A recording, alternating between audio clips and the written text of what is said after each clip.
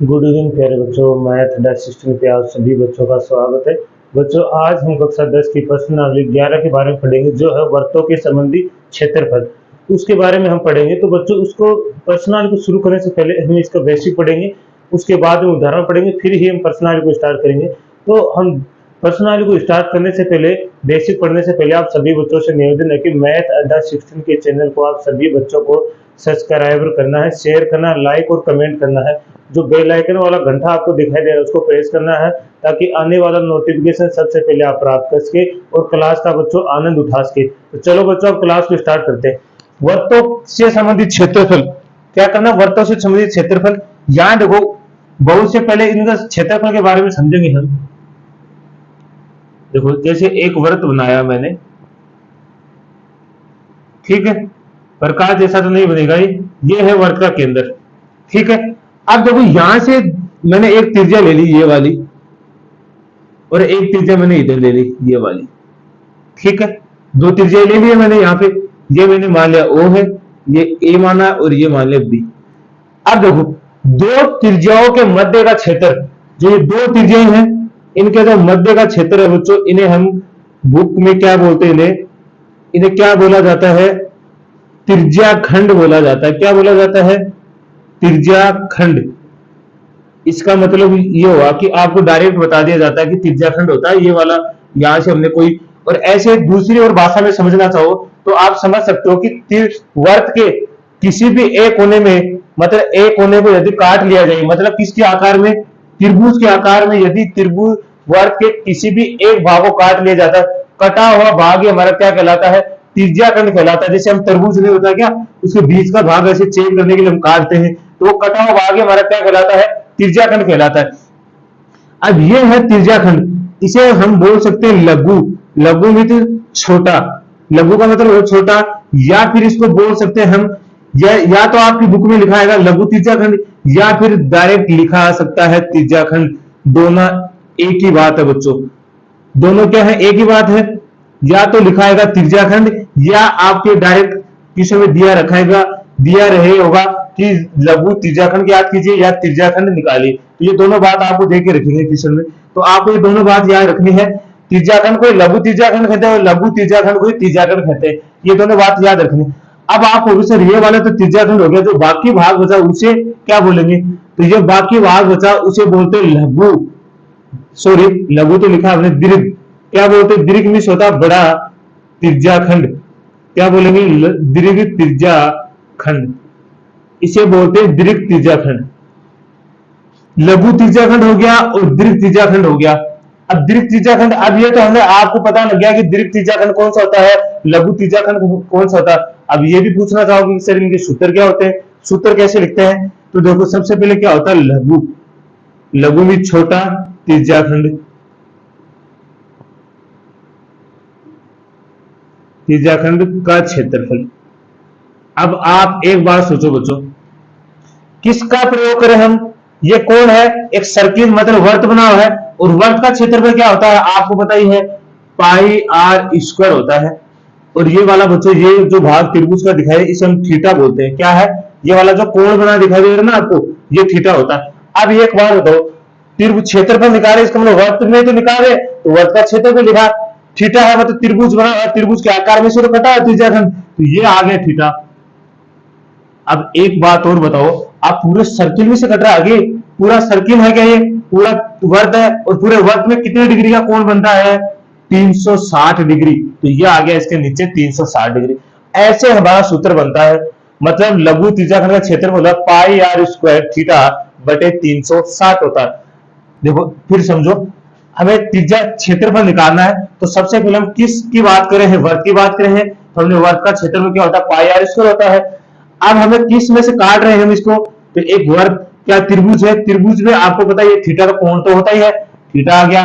तो पूरा सर्किल में जो कोण घूमते हैं ना, पूरे सर्किल में घूम के आते हैं, वो कितना आता है? 360। इसका मतलब हमारा जो लघु त्रिज्याखंड का क्षेत्र में क्या होगा? पाई आर स्क्वायर थीटा बटे 360। अब होता है दीर्घ, दीर्घ त्रिज्याखंड, त्रिज्याखंड का क्षेत्रफल, ठीक है। अब क्षेत्रफल की फिर बात आ गई। आपको क्षेत्रफल निकालना, अब की बार इस दीर्घ का मतलब इस वाला भाग का निकालना, इस वाले का नहीं निकालना। तो आप अगर आप पे थोड़ा सा दिमाग आपने लगाया है, आप बताओ मैं अभी इस पूरे वर्ग के क्षेत्रफल में से ये भाग निकाल दूं तो बाकी जो शेष बचा वो दीर्घ त्रिज्याखंड बच जाएगा क्या? तो ये वाला भाग यदि मैं इस पूरे वर्ग के क्षेत्रफल में से निकाल देता हूं ये वाला भाग, तो बाकी तो दीर्घ ही बचेगा। तो आप क्या लिखोगे? वर्ग का क्षेत्रफल, मैंने शॉर्टकट में लिखा क्षेत्रफल माइनस क्या लिखोगे? लघु लघु त्रिज्याखंड का क्षेत्रफल। बस ये हो गया लघु त्रिज्याखंड का क्षेत्रफल और दीर्घ त्रिज्याखंड का क्षेत्रफल। आपको अच्छे से समझ में आया? तो इसमें कोई दिक्कत नहीं होगी। देखो आप आसानी से बना सकते हो। क्वेश्चन में यदि आपके सूत्र याद भी नहीं है तो आप इसके माध्यम से बना सकते हो। आप ऐसे दो त्रिज्याओं के मध्य का भाग को हम क्या कहते हैं? लघु त्रिज्याखंड कहते हैं। दो त्रिज्याओं के मध्य का जो भाग होता है उसे हम क्या बोलते हैं? त्रिज्याखंड बोलते हैं। जैसे बुक में तो ऐसे कुछ आपको डायरेक्ट बता दिया जाएगा कि ये वाला भाग त्रिज्याखंड है, लेकिन आपको ये नहीं बताया कि दोनों साइडों में ये त्रिज्या होती है। और त्रिज्या को हम किसे लिखते हैं? आर से लिखते हैं। त्रिज्या को किसे लिखते हैं? आर से लिखते हैं। अब देखो यहां से हमारे पास सारा मान तो आ गया, लघु आ गया, दीर्घ आ गया। अब आगे एक बार स्क्रीनशॉट में फिर हम पढ़ेंगे वर्त। वर्तखंड क्या होता है? लघु वर्तखंड क्या होता है? दीर्घ वर्तखंड क्या होता है? चाप क्या होता है? उन सभी के बारे में पढ़ेंगे। तो आप यहां तक एक बार स्क्रीनशॉट लीजिए। अब देखिए आगे पढ़ते हैं इसके दूसरे के बारे में। ठीक है, तो अभी इस अंदर वाले को मिटा देते हैं, इसकी आवश्यकता नहीं है हमें।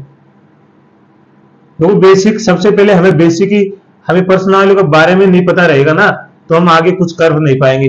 फिर ऐसे रट्टा मारी हो जाएगी, वो तो रट्टा थोड़ी करना हमें। हमें तो सिर्फ पर्सनालिटी को पढ़ना है और समझना है कि कैसे क्या हो रहा है, कैसे क्या, कौन सा सूत्र कैसे निकलता है। ये वाला हो गया। ठीक है, अब देखो यहां से ये वर्ग का केंद्र है। ठीक है, केंद्र है। मैंने यहां से एक जीवा काटी है। कौन सी? इसे जीवा बोलते हैं। वैसे क्या बोलते हैं? जीवा बोलते हैं, वर्त की जीवा बोलते हैं। किधर भी काटोगे तो इसे वर्त की जीवा बोलते हैं। क्या बोलते हैं? जीवा। अब ये जीवा है ना, ये जो हमने काटा है ये भाग, इसे बोलते हैं लघु। लघु में छोटा वर्तखंड, लघु वर्तखंड बोलते हैं इसे। क्या बोलते हैं बच्चों? लघु वर्तखंड बोलते हैं। और जो बाकी जो बचा भाग उसे बोलते हैं दीर्घ वर्तखंड बोलते हैं। अब इनका भी, और जो यहां से लेके यहां तक दूरी, जो बच्चों यहां से लेके इस वर्तखंड तक यहां तक दूरी है, इसे बोलते हैं चाप। क्या बोलते हैं? चाप। ये क्या है? एक चाप हुआ। आप अच्छे से देखो, चाप ही हुआ क्या? एक तरह का चाप ही तो हुआ है, इसे बोलते हैं चाप।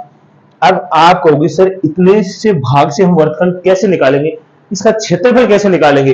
तो देखो बच्चों, यहां से आप इसको ऐसे मिलाओ, ये वाला और ये वाला। अब आपको पूरा दिखाई दे रहा होगा कि इस भाग को एक बार भूलो तो पूरा त्रिज्याखंड होता है। ये वाला ओ हो गया, ये ए, ये बी, इसके मध्य में मैं कोई बिंदु ले लेता हूं पी। ये वाली त्रिज्या होती है मेरी आर, दोनों तरफ आर आर होती है।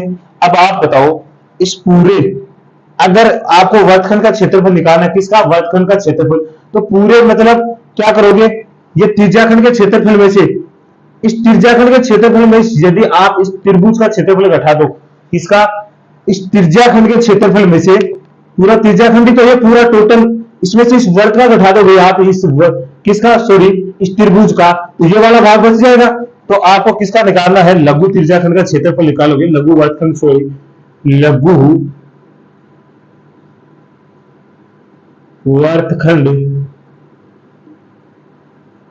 का क्षेत्रफल। जब भी आपको लघु वर्गखंड का क्षेत्रफल निकालना है तो आपको क्या करना है?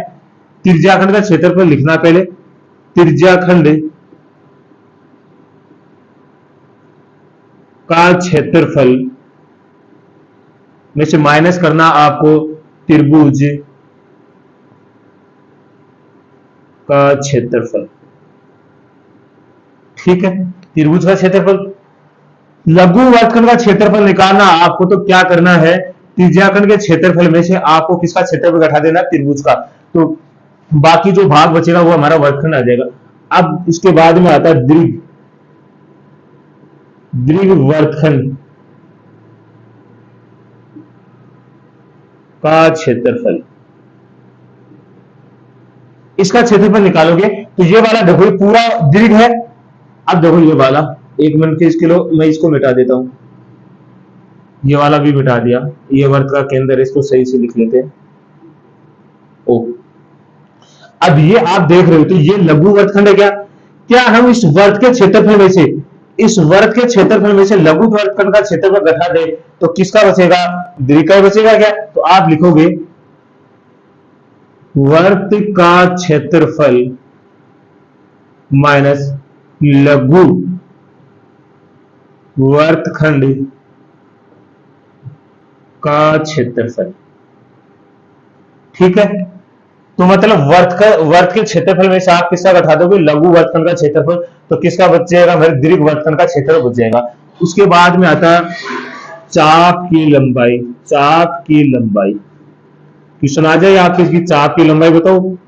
तो जब भी चाप की लंबाई पूछा जाता है आपसे तो इसका देखो, यहां से आपको आप दिखाई दे रहा है ये सर्किल है, ये चाप है, ये पूरा क्या होता है हमारे पास? तो चाप ना, ये वर्त सर्किल है और इस सर्किल का ये चाप ही तो है।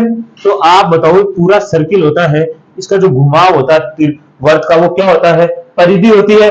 और परिधि क्या होती है वर्त की? आप जानते हो 2 पाई आर होती है, परिधि 2 पाई आर होती है। अब यहाँ ये तो हमने चाप निकाले तो थीटा तो होगा, थीटा भी होगा क्योंकि ये निकालेंगे ना तो फिर थीटा भी होगा, तो हमने थीटा मान लिया। और सर्किल होता है उसमें पूरा कितने डिग्री का कोण बनता है? 360 डिग्री। तो ये हमारी क्या होगी? चाप की लंबाई। तो चाप की लंबाई आप निकाल सकते हो। अब आपको वर्तखंड का क्षेत्रफल निकालना है, तो वर्तखंड का क्षेत्रफल निकालोगे तो त्रिज्याखंड के क्षेत्रफल से त्रिभुज का क्षेत्रफल घटा दोगे तो वर्तखंड का आ जाएगा। दीर्घ वर्तखंड का क्षेत्रफल निकालना है तो वर्त के क्षेत्रफल से लघु वर्तखंड का क्षेत्रफल घटा दोगे तो किसका आ जाएगा? दीर्घ वर्त का। चाप की लंबाई निकालनी है तो आपको लिखना 2 पाई आर थीटा बटे 360, यहां से चाप की लंबाई आ जाएगी। तो आपको अच्छे से समझ में आया होगा, बिल्कुल आसान था, कोई भी ये नहीं है कि क्वेश्चन में कहीं दिक्कत आएगी। अब आपने जो बेसिक पढ़ लिया ना उसके बाद में आपको क्वेश्चन में आपको बिल्कुल भी हार्ड नहीं लगेगा, कठिन नहीं लगेगा, एकदम आसान लगेगा। तो आप इसका स्क्रीनशॉट लीजिए, फिर हम उदाहरण से शुरू करते हैं क्वेश्चन। चलो बच्चों अब उदाहरण देखिए, उदाहरण नंबर 1। ठीक है, त्रिज्या 4 सेंटीमीटर वाले एक वर्त के त्रिज्याखंड का क्षेत्रफल ज्ञात कीजिए जिसका कोण 30 डिग्री है, साथ ही संगत दीर्घ त्रिज्याखंड का क्षेत्रफल ज्ञात कीजिए। तो दो दो क्वेश्चन हल करने हैं यहाँ पे, त्रिज्याखंड भी और दीर्घ भी। तो एक वर्त बना लेते हैं पहले।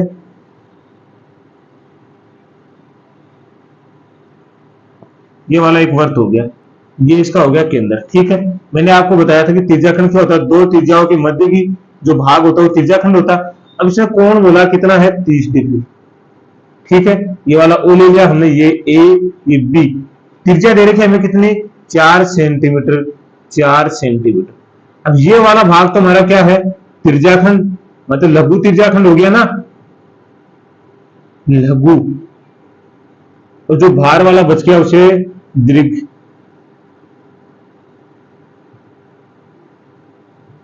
अब दोनों का निकालना है, बिल्कुल आसान है। तो सबसे पहले दो भागों में इसको कर लेंगे, इधर दीर्घ निकालेंगे इधर निकालेंगे। तो यहां से क्या लिखेंगे? लघु त्रिज्याखंड। लघु त्रिज्याखंड का क्षेत्रफल क्या होता है? पाई आर स्क्वायर थीटा बटे में 360। ठीक है, ये वाला होता है। चलो अब देखो पाई का मान आपको 3.14 लेके रखना, क्वेश्चन में पहले दे रखा है। तो यहां से स्टार्ट करेंगे, तो यहां से क्या आएगा? पाई 3.14 गुणा आर स्क्वायर, मतलब आर का मान 2 बार लेना है, 4 गुणा 4 गुणा 30 बटे 360। 30 तो कौन का मान है? थीटा का मान कितना हमारे पास? 30 डिग्री है यहां से। ठीक है, अब आगे देखो, 0 से 0 कट गया, 3 एकम 3 3 एकम 3 3 दूनी 6 कट गया। अब यहां से काटेंगे 3 चौके 12, ऊपर वाले को गुणा कर लो, 3.14 गुणा में 4 बटे में 3 चौक 12, 3 बार कटेगा। ठीक है, अब यहां से कितना आएगा? 4 चौक 16, असल की 1 4 है, कितना हो गया? 5 और 4 3 12 बटे में कितना आएगा? 3। तो यहां से आप निकालोगे तो 3 चौक 12 कितना बच गया? पॉइंट हो गया, पॉइंट के बाद 3 एकम 3 कितना बच गया? 2 2 यहां लगाया तो हो गया 26। तो 3 8 3 24, फिर बच गया 2, 3 18 3 18 से चलता रहेगा सेंटीमीटर स्क्वायर। आप इसको ये भी लिख सकते हो 4.19 लगभग लिख सकते हो सेंटीमीटर स्क्वायर, ये लगभग में आ जाएगा, लगभग। ये क्षेत्रफल हमेशा सेंटीमीटर में आता, किसमें आता, सेंटीमीटर स्क्वायर में आता, तो लगभग लिख दिया हमने। देखो फिक्स तो है नहीं है कि 4.19 आएगा, लेकिन 9 तक 6 चंद्र आने, इसलिए हमने 8 को 9 लिख दिया, ये लगभग में लिख दिया। लगभग का मतलब है फिक्स नहीं है ये। अब किसका निकालना है, दीर्घ त्रिज्याखंड का क्षेत्रफल। तो आप इसका आसानी से जानते हो, क्या लिखेंगे, वर्त का क्षेत्रफल, मैंने बताया था आपको, माइनस त्रिज्याखंड का क्षेत्रफल। तो वर्त का क्षेत्रफल जानते हो आप क्या होता है, पाई आर स्क्वायर होता है, माइनस त्रिज्याखंड का पाई आर स्क्वायर थीटा में बटे में 360। तो यहां से लिखो 3.14 गुणा में 4 गुणा 4। अभी हमने त्रिज्याखंड का क्षेत्रफल निकाला, ये रहा, तो ये रख देंगे यहाँ पे 4.19। तो यहां से आएगा, तो 3.41 है ना, इसको 16 से गुणा कर लो, तो 16 से गुणा, 16 16 32, 16 चौक 64, असल की 6, 16 और 6 कितना होता है 22, असल की 2, 16 48 और 50 कितना हो गया 50.24। तो ये हो गया 50.24, या पॉइंट का निशान थोड़ा सही से लगा रहा हूं मैं ताकि आपको अच्छे से दिखाई दे। ठीक है, ये पॉइंट है, माइनस 4.19, ये घटाओ तो यहां से क्या आएगा, हाँ 24 में से इधर वाला 2, 4 में से उधर वाला 19 घटाएंगे, मतलब 1 9 घटाएंगे तो कितना बचता है 0.5 बचेगा, और इधर से 50 में से 4 जाएंगे तो कितना बचेगा 46 सेंटीमीटर स्क्वायर। ठीक है, ये वाला आ गया हमारा दीर्घ त्रिज्याखंड का क्षेत्रफल। तो आपको अच्छे से समझ में आया होगा, बिल्कुल आसान था, तो आपको कोई दिक्कत नहीं होगी क्वेश्चन में। तो आप इसका भी क्या लेंगे, आप स्क्रीनशॉट लेंगे, स्क्रीनशॉट लीजिए बच्चों, फिर अगला उदाहरण करते हैं।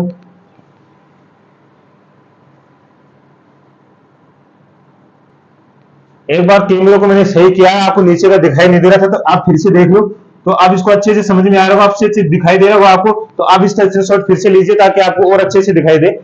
ठीक है, तो अब अगला क्वेश्चन स्टार्ट करते हैं हम, तो आप इसका, तो चलो बच्चों अगला उदाहरण देखिए, उदाहरण नंबर 2, दर्शाए गए वर्तखंड का क्षेत्रफल ज्ञात कीजिए। क्या कहा गया है, दर्शाए गए वर्तखंड का क्षेत्रफल ज्ञात कीजिए यदि वर्त की त्रिज्या 21 सेंटीमीटर और कोण AOB 120 डिग्री है, और पाई का मान आपको क्या लेना 22/7 लेना है।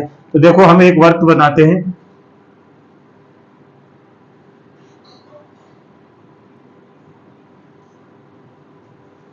ये वाला एक वर्त हो गया, ये इसका केंद्र हो गया। ठीक है, अब त्रिज्या दे रखी है, हमें वर्तखंड का क्षेत्रफल निकालना है, तो ये वाला हमारा क्या हो गया, एक वर्तखंड हो गया, ये वाला नीचे वाला क्या हो गया, इसका हमें क्षेत्रफल निकालना है।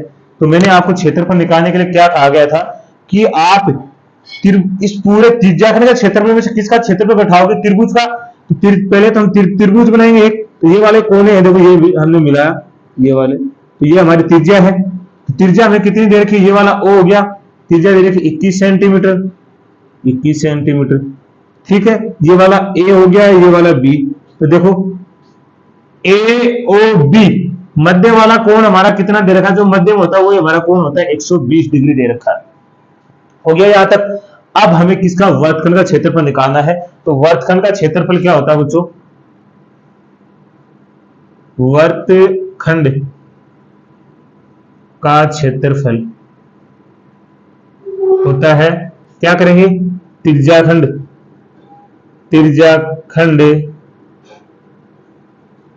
का क्षेत्रफल माइनस करना है त्रिभुज का क्षेत्रफल। अब यहां से त्रिज्याखंड का क्षेत्रफल क्या होता है, पाई आर स्क्वायर थीटा में बटे 360। त्रिभुज का होता है बच्चों 1/2 आधार गुणा ऊंचाई। ठीक है, ये वाला होता है। अब देखो हमारे पास ऊंचाई तो हम निकाल लेंगे, आधार निकालना ये वाला, ये हमें पता नहीं है कितना है। ठीक है, इसका कोई मध्य बिंदु मैं यहां ले लेता हूं, कोई मान लिया मैंने P है, ये वाला क्या मान लिया P है, मान लिया, या रहने दो। अभी हम देखो यहां से मैंने कोई लंब डाला, एक बार इस कोण को मिटा देता हूं मैं, हमें लंब चाहिएगा ना, आधार भी चाहिएगा, ऊंचाई भी चाहिए, ये वाली भी चाहिए, इसका ऊंचाई भी चाहिए, तो ये वाला मैंने एक लंब डाल दिया है और इसको मैंने नाम दे दिया पी। इस लंब को नाम क्या दे दिया? पी दे दिया। अब आपको पता है इससे बीचों बीच लंब डाला है, इसका मतलब भी 120 था, ये भी 60 डिग्री रह गया और ये भी 60 डिग्री हो गया, आधा आधा बच गया, मतलब 60 डिग्री हो गया है।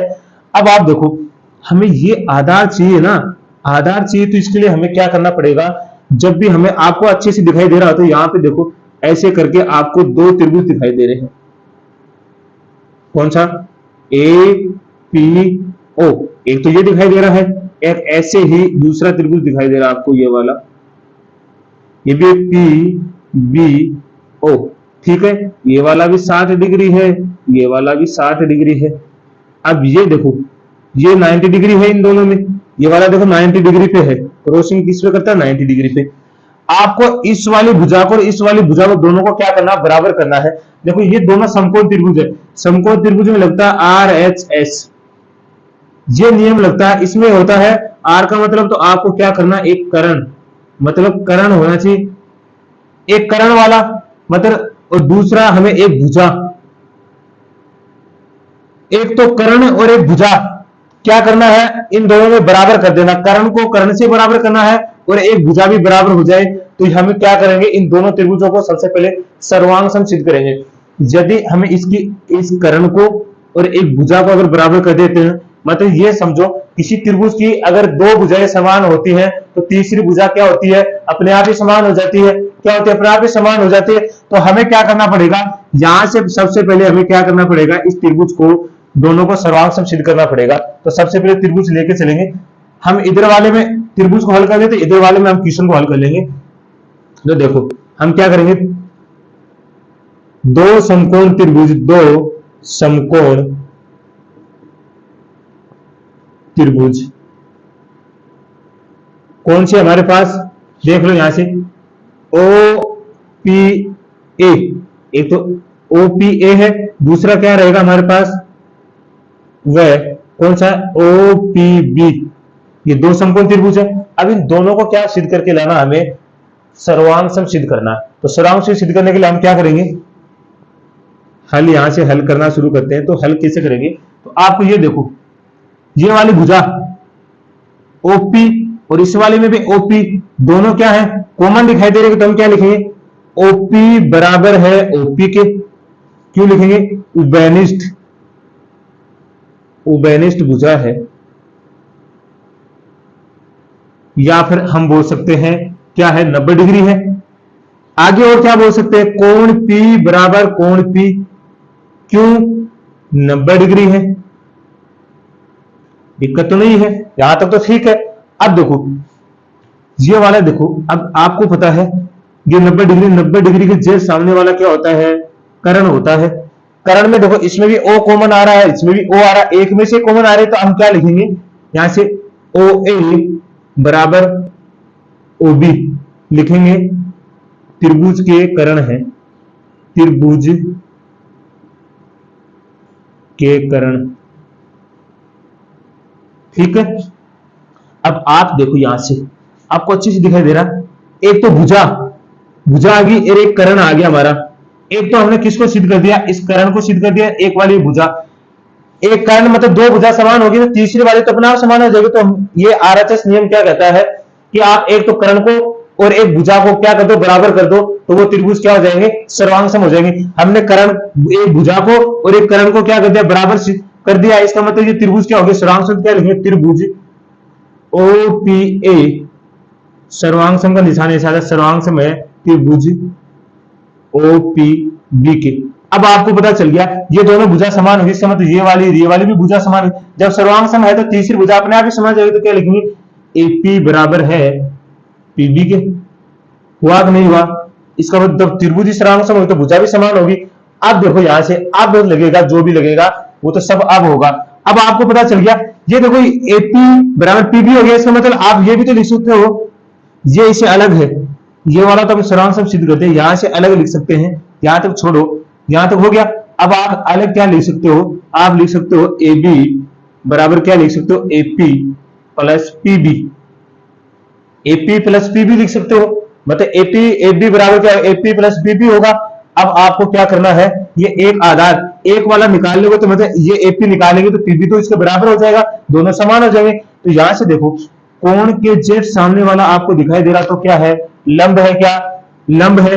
और कर्ण हमें दे रखा, लंब बटे कर्ण कौन से त्रिकोणमितीय अनुपात होता है, तो आप जानते हो कौन सा होता है, साइन थीटा बराबर क्या होता है, लंब बटे कर्ण। आज से देखो साइन थीटा का मान हम क्या लेंगे, 60 डिग्री। लंब हमारा क्या हो जाएगा, पता ही नहीं हमें, एपी है, और कर्ण हमारा क्या 21। ठीक है, यहां से हम लिखेंगे इधर की तरफ, तो साइन 60 का मान होता है 3/2, उधर हो गया एपी बटे में क्या हो गया 21। ठीक है, वजन गुण करो यहां से, तो हमारे पास क्या आ जाएगा, एपी बराबर 21√3 बटे में क्या आ जाएगा 2 सेंटीमीटर। ये हमारे पास एपी आ गया, क्या आ गया, एपी आ गया क्या। अब जब एपी आ गया इसका मतलब पीबी इसके बराबर है, पीबी भी बराबर है कि नहीं है। एक बार आप यहां तक स्क्रीनशॉट लीजिए,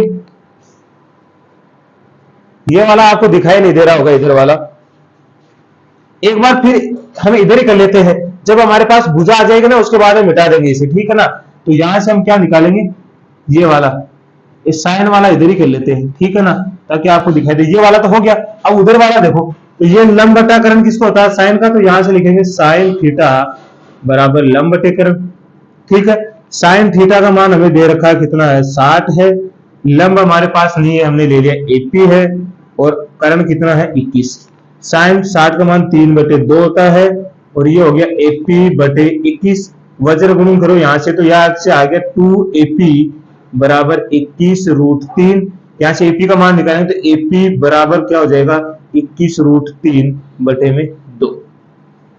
ठीक है, हमें दे रखा है एबी बराबर, यहां देखो एपी बराबर पीबी है, तो हम लिख सकते हैं एपी बराबर बीपी है, तो आप लिख सकते हो एपी बराबर बीपी है, तो आप दोनों का मान एक ही होगा ना, तो यहां से लिखोगे एबी बराबर 21√3 बटे 2, 21√3 बटे 2, तो आपके क्या आ जाएगा, आगे दोनों जोड़ेंगे, यहां से एलसीएम आएगा तो कितना आएगा, 2 गुणा 21√3 बटे में 2, 2 से 2 कट गया, तो हमारे पास क्या आ गया 21√3 सेंटीमीटर। तो हमारे पास जो ए बी आ गया वो कितना आ गया, आधार आ गया क्या 21√3।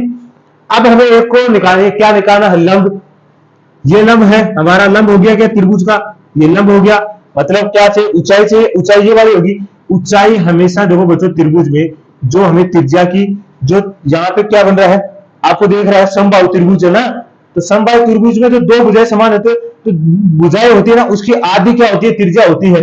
इस भुजा, इन दोनों समान भुजाओं की जो त्रिज्या होती है वो आधी होती है, तो यहाँ पे आर बराबर हम क्या लिखेंगे 21/2 सेंटीमीटर। आर का मान क्या लिख देंगे 21/2 सेंटीमीटर।